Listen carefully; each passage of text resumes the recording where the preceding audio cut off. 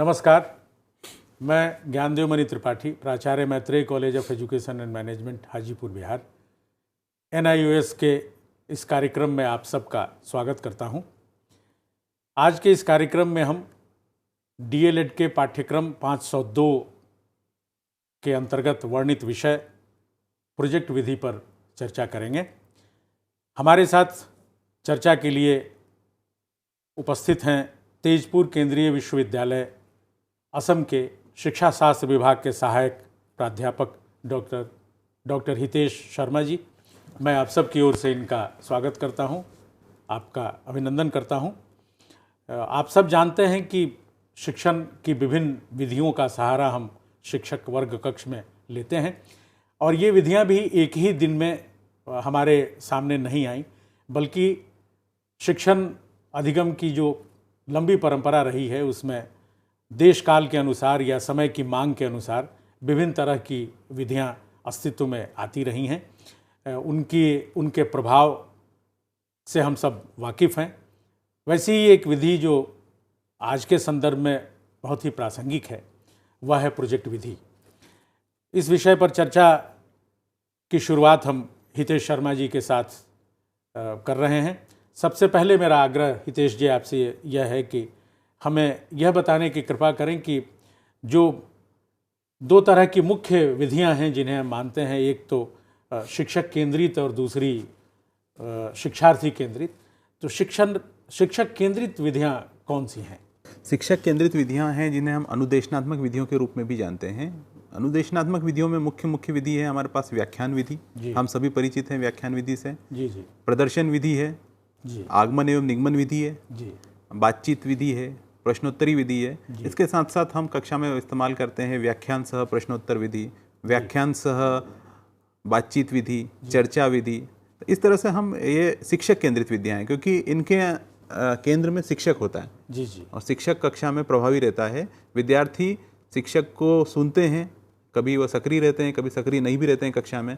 तो इस तरह से वो शिक्षक को सुन के कक्षा में ज्ञान को ग्रहण करते हैं। कितना ज्ञान ग्रहण करते हैं ये निश्चित नहीं है, तो लेकिन केंद्र में शिक्षक है, इसलिए शिक्षक केंद्रित विधियां हैं। तो क्या कुछ ऐसी विधियां भी तो हैं ही ना जो विद्यार्थियों के या शिक्षार्थियों के अनुकूल हैं या शिक्षार्थी केंद्रित हैं? जी हाँ सर, जो अन्य विधियों का जो हमारा समूह है उन्हें कहते हैं हम विद्यार्थी केंद्रित या विद्यार्थी अनुकूल विधियाँ। विद्यार्थी अनुकूल विधियों में हमारे पास हैं खेल विधि, जिसमें खेलकूद विधि, परियोजना या जिसे हम प्रोजेक्ट विधि के नाम से जानते हैं, समस्या समाधान विधि, अन्वेषण विधि, भूमिका निर्वाह विधि, भ्रमण विधि। तो इस तरह से हमने देखा ये जो विभिन्न तरह की विधियाँ हैं इनके केंद्र में विद्यार्थी है। विद्यार्थी पूर्ण रूप से सक्रिय है और पूर्ण मनोयोग के साथ इसमें भाग ले रहा है, तो इसलिए ये विद्यार्थी अनुकूल विधियां हैं। जी जी। हितेश जी, आपका यह कहना है कि जिसमें अधिक से अधिक भागीदारी शिक्षार्थियों या विद्यार्थियों की हो उसे हम विद्यार्थी अनुकूल विधि कहते हैं। और ऐसा देखा गया है कि जो विद्यार्थियों के या शिक्षार्थियों के अनुकूल विधियां हैं उनका अधिगम में ज़्यादा प्रभाव दिखाई देता है या शिक्षार्थियों के सीखने में ऐसी विधियां ज़्यादा सहायक होती हैं। उन्हीं में एक विधि है प्रोजेक्ट विधि भी, जिसे शिक्षार्थी केंद्रित या विद्यार्थी अनुकूल विधि कहा जाता है। तो ये प्रोजेक्ट विधि क्या है? हमारे जो प्रशिक्षु हैं DLED के वो आपसे जानना चाहते हैं कि प्रोजेक्ट विधि आखिर है क्या? जी हाँ सर, प्रोजेक्ट विधि है।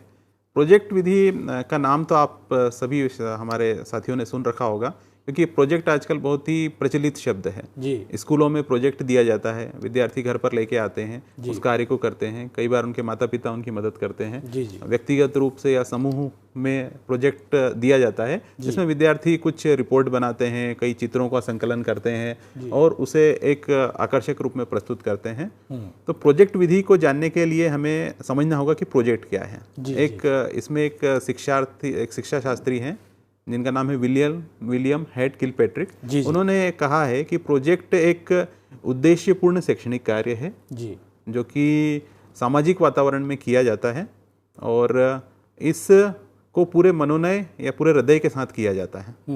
जो प्रोजेक्ट विधि है इसका सबसे महत्वपूर्ण बात है कि एक उद्देश्यपूर्ण कार्य है। एक शैक्षणिक कार्य है जिसके उद्देश्य शिक्षक तय करता है कि विद्यार्थियों को करना क्या है और उनका लक्ष्य क्या है। और इसमें संपूर्ण हृदय के साथ यानी कि पूरी छात्रों की भागीदारी सुनिश्चित करना अत्यंत आवश्यक है। सभी विद्यार्थियों को साथ लेकर इस विधि में सक्रिय रूप से विद्यार्थियों की भागीदारी होती है। जी जी। और इसमें समस्यात्मक कार्य है। यह एक प्रोजेक्ट विधि एक समस्यात्मक कार्य है जिसमें शिक्षक को एक समस्या को प्रस्तुत करना होता है। जिस समस्या का हल जानने के लिए विद्यार्थी उस प्रोजेक्ट में आगे बढ़ते हैं, अग्रसर होते हैं और इसको वास्तविक जीवन से, हमारे दिन प्रतिदिन की समस्याओं को हमारे सामाजिक वातावरण से जोड़ना आवश्यक है। तभी हम इसको उद्देश्यपूर्ण क्रियाकलापों के माध्यम से विद्यार्थियों को हमारी जो दिन प्रतिदिन की समस्याएं हैं उनसे जोड़कर हम उनमें बेहतर और प्रभावी अधिगम को संभव बनाते हैं प्रोजेक्ट विधि द्वारा। तो प्रोजेक्ट विधि में यानी जो संलग्नता है, जी हाँ, और आमतौर पर हम लोग देखते हैं कि प्रोजेक्ट व्यक्तिगत भी हो सकता है